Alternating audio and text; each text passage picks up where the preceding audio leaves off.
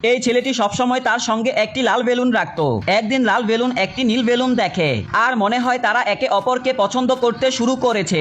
লাল বেলুনটি ধীরে ধীরে নীল বেলুনটির দিকে ভেসে যেতে থাকে। ছেলেটি পিছনে ঘুরে দৌড়ে বেলুনটির কাছে যায়। সে তার বেলুনটি ধরে টেনে ফিরিয়ে আনে, কিন্তু তখনই নীল বেলুনটি ছেলেটির কাছে চলে আসে। একটি মেয়ে এসে তার নীল বেলুনটি ধরে ফেলে। ছেলেটি যেখানেই যেত তার বেলুন তার সঙ্গেই থাকতো।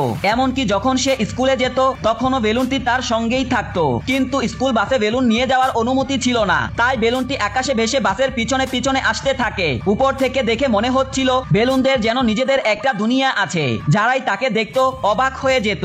স্কুলে যাওয়ার আগে ছেলেটি বেলুনটিকে বলে বাহিরেই থাকো, কিন্তু বেলুনটি ছাদের উপর দিয়ে উড়ে স্কুলের ভিতর ঢুকে যায়। সব বাচ্চারা তাদের নিজ নিজ ক্লাসে যাচ্ছিল আর বেলুনটি তাদের পিছনে পিছনে যাচ্ছিল।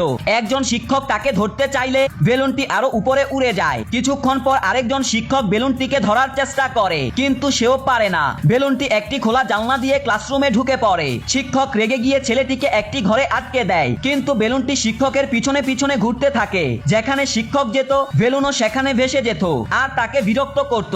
শিক্ষক বিরক্ত হয়ে ছেলেটিকে ঘর থেকে বের করে দেয়, কিন্তু কিছু দুষ্ট বাচ্চারা বেলুনটিকে চুরি করতে চায়। তারা মিলে ছেলেটিকে ঘিরে ফেলে। ছেলেটি ভয়ে বেলুনটি ছেড়ে দেয়। বেলুনটি উড়ে যায়, কিন্তু একদিন সেই দুষ্ট বাচ্চারা চুপি চুপি এসে বেলুনটি নিয়ে যায়। যখন ছেলেটি বাহিরে আসে তখন তার বেলুন কোথাও দেখতে পায় না। সে খুঁজতে থাকে। বাচ্চারা বেলুনটিকে পাথর মেরে ফাটানোর চেষ্টা করে। তখনই ছেলেটি তার বেলুনটি দেখতে পায়। একটি ছেলে গুলটি দিয়ে বেলুনটিকে মারে। এতে বেলুনটি দুর্বল হয়ে ধীরে ধীরে নিচে নেমে আসে।